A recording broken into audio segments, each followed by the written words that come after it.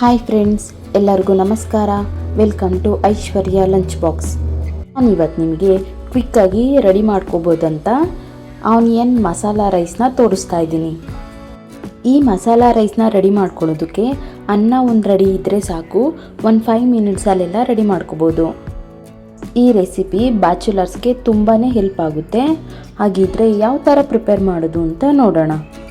First ಒಂದು ಪಾತ್ರೆನ ಬಿಸಿ ಮಾಡಿಕೊಂಡು ಅದಕ್ಕೆ 5-6 ಟೇಬಲ್ ಸ್ಪೂನ್ ಆಗೋಷ್ಟು ಎಣ್ಣೆ ಹಾಕ್ಕೊತಾ ಇದ್ದೀನಿ. ಎಣ್ಣೆ ಬಿಸಿ ಆಗಿದೆ, ಇದಕ್ಕೆ ಸ್ವಲ್ಪ ಸಾಸಿವೆ ಹಾಕ್ಕೊಂಡು ಸಿಡಿಯೋದಕ್ಕೆ ಬಿಡಬೇಕು. ನಂತರ 4 ಈರುಳ್ಳಿನ ದೊಡ್ಡ ಸೈಜಲ್ಲಿ ಈ ಥರ ಕಟ್ ಮಾಡಿ ಹಾಕ್ಕೊತಾ ಇದ್ದೀನಿ. ಎಲ್ಲದನ್ನು ಮಿಕ್ಸ್ ಮಾಡಿಕೊಂಡು ರುಚಿಗೆ ತಕ್ಕಷ್ಟು ಉಪ್ಪು ಹಾಕಿ ಮತ್ತೆ ಎಲ್ಲದನ್ನು ತಿರುಗಿಸ್ಕೋಬೇಕು. ಮೀಡಿಯಮ್ ಫ್ಲೇಮ್ ಇಟ್ಕೊಂಡು ಈರುಳ್ಳಿ ಸ್ವಲ್ಪ ಕಲರ್ ಚೇಂಜ್ ಆಗುವಷ್ಟು ಫ್ರೈ ಮಾಡ್ಕೋಬೇಕು. 1 ಸ್ಪೂನಷ್ಟು ಶುಂಠಿ ಬೆಳ್ಳುಳ್ಳಿ ಪೇಸ್ಟ್ನ ಹಾಕ್ಕೊತಾ ಇದ್ದೀನಿ. ಶುಂಠಿ ಬೆಳ್ಳುಳ್ಳಿ ಪೇಸ್ಟ್ ಹಸಿ ಸ್ಮೆಲ್ ಹೋಗುವಷ್ಟು ಸ್ವಲ್ಪ ತಿರುಗಿಸ್ಕೋಬೇಕು. ನೋಡಿ, ಈರುಳ್ಳಿ ಎಲ್ಲ ಇಷ್ಟು ಫ್ರೈ ಆದರೆ ಸಾಕಾಗುತ್ತೆ.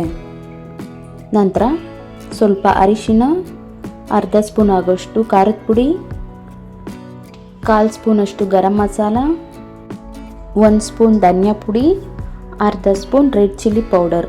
ಇದು ಆಪ್ಷನಲ್, ಬೇಕಂದರೆ ಹಾಕ್ಕೊಳ್ಳಿ, ಇಲ್ಲ ಅಂದರೆ ಏನು ಬೇಡ. ಎಲ್ಲದನ್ನು ಚೆನ್ನಾಗಿ ಮಿಕ್ಸ್ ಮಾಡಿಕೊಂಡು 1 ನಿಮಿಷ ಇದನ್ನು ಕುದಿಯೋದಕ್ಕೆ ಬಿಡಬೇಕು. ಮಸಾಲ ಪುಡಿಗಳು ಚೆನ್ನಾಗಿ ಫ್ರೈ ಆಗುತ್ತೆ. ಎಲ್ಲ ಫ್ರೈ ಆದಮೇಲೆ ಸ್ವಲ್ಪ ಕೊತ್ತಂಬರಿ ಸೊಪ್ಪು ಹಾಕ್ಕೊಂಡು ತಿರುಗಿಸ್ಕೊತಾ ಇದ್ದೀನಿ. ನಂತರ ರೈಸ್ ಹಾಕ್ತಾಯಿದ್ದೀನಿ. ನಾನು 2 ಮೆಂಬರ್ಸ್ ತಿನ್ನೋಷ್ಟು ರೈಸ್ ಹಾಕ್ಕೊಂಡಿದ್ದೀನಿ. ನೀವು ಇನ್ನೂ ಜಾಸ್ತಿ ರೈಸ್ ಕೂಡ ಹಾಕ್ಕೋಬೋದು. ಅನ್ನಕ್ಕೆಲ್ಲ ಗೊಜ್ಜಾಗೋ ಥರ ಚೆನ್ನಾಗಿ ಮಿಕ್ಸ್ ಮಾಡಿಕೊಂಡು ಈ ಟೈಮಲ್ಲಿ ಉಪ್ಪು ಖಾರ ಏನಾದರೂ ಶಾರ್ಟೇಜ್ ಅನಿಸಿದ್ರೆ ಆ್ಯಡ್ ಮಾಡ್ಕೋಬೋದು. ನೋಡಿ, ನಾನೆಲ್ಲ ಚೆನ್ನಾಗಿ ಮಿಕ್ಸ್ ಮಾಡ್ಕೊಂಡಿದ್ದೀನಿ. ಫೈನಲ್ ಆಗಿ ಇನ್ನೊಂದು ಸ್ವಲ್ಪ ಕೊತ್ತಂಬರಿ ಸೊಪ್ಪು ಹಾಕ್ಕೊಂಡು ಸ್ಟವ್ ಆಫ್ ಮಾಡ್ಕೋಬೇಕು. ನಾನು ನಿಂಬೆಹಣ್ಣಿನ ರಸ ಹಾಕಿಲ್ಲ, ನಿಮಗಿಷ್ಟ ಆಗೋದಾದರೆ ನಿಂಬೆಹಣ್ಣಿನ ರಸ ಹಾಕ್ಕೊಳ್ಳಿ, ಟೇಸ್ಟ್ ಇನ್ನೂ ಚೆನ್ನಾಗಿರುತ್ತೆ. ಫೈನಲ್ ಆಗಿ ಈ ಥರ ಆನಿಯನ್ ಮಸಾಲ ರೈಸ್ ರೆಡಿಯಾಗಿರುತ್ತೆ. ಇದನ್ನು ಕಡಿಮೆ ಇಂಗ್ರೀಡಿಯೆಂಟಲ್ಲಿ ಬೇಗ ರೆಡಿ ಮಾಡ್ಕೋಬೋದು. ಹಾಗಿದ್ರೆ ಈ ಮಸಾಲ ರೈಸ್ನ ನಿಮ್ಮನೇಲೂ ಟ್ರೈ ಮಾಡಿ ಟೇಸ್ಟ್ ಮಾಡಿ.